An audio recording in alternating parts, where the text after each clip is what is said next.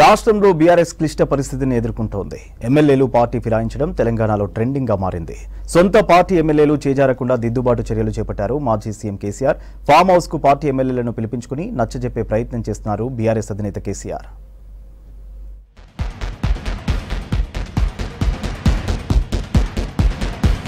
రాష్ట్ర రాజకీయాల్లో పార్టీ ఫిరాయింపుల అంశం హాట్ టాపిక్ గా మారింది. ప్రతిపక్ష బీఆర్ఎస్ నుంచి అధికార కాంగ్రెస్ లో జాయిన్ అవుతున్నారు ఎమ్మెల్యేలు.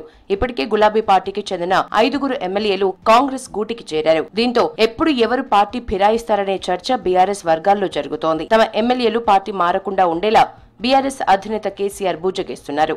ఎమ్మెల్యేలను ఫామ్ హౌస్ కి పిలిపించుకుని మాట్లాడారు. రాష్ట్రంలో ఏ పార్టీ అధికారంలో ఉంటే ఆ పార్టీ వైపు చూస్తున్నారు అపోజిషన్ పార్టీ ఎమ్మెల్యేలు.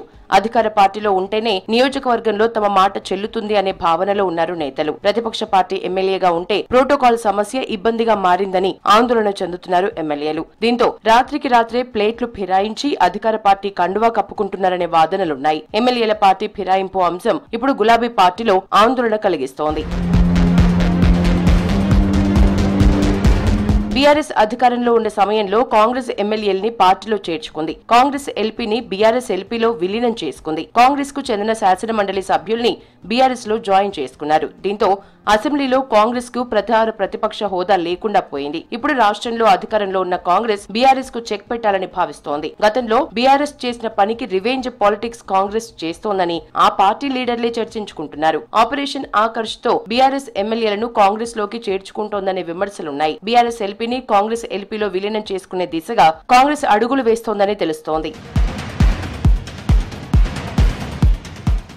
ఇప్పటికే 5గురు గులాబీ పార్టీ ఎమ్మెల్యేలు కాంగ్రెస్ లో చేరారు. దీంతో త్వరలో మరికొంతమంది పార్టీ మారేందుకు సిద్ధంగా ఉన్నారనే ప్రచారం జరుగుతోంది. Station Ghanpur MLA Kadiyam, Bhadrachalam MLA Tellam Venkatrao, Khairatabad MLA దానం, బాన్సువాడ ఎమ్మెల్యే పోచారం, జగిత్యాల ఎమ్మెల్యే సంజయ్ కుమార్ కాంగ్రెస్ లో చేరారు. దానం నాగేందర్ కాంగ్రెస్ తరపున సికింద్రాబాద్ ఎంపీగా పోటీ చేశారు.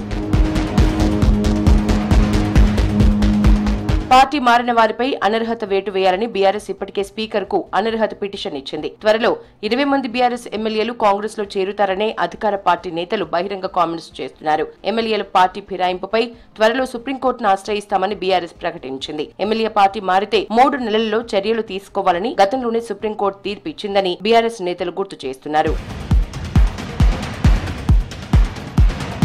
త్వరలో బీఆర్ఎస్ కు మంచి రోజులు వస్తాయని, ఎమ్మెల్యేలు పార్టీ మారకుండా ఉండాలని సముదాయించే ప్రయత్నం చేస్తున్నారు కేసీఆర్.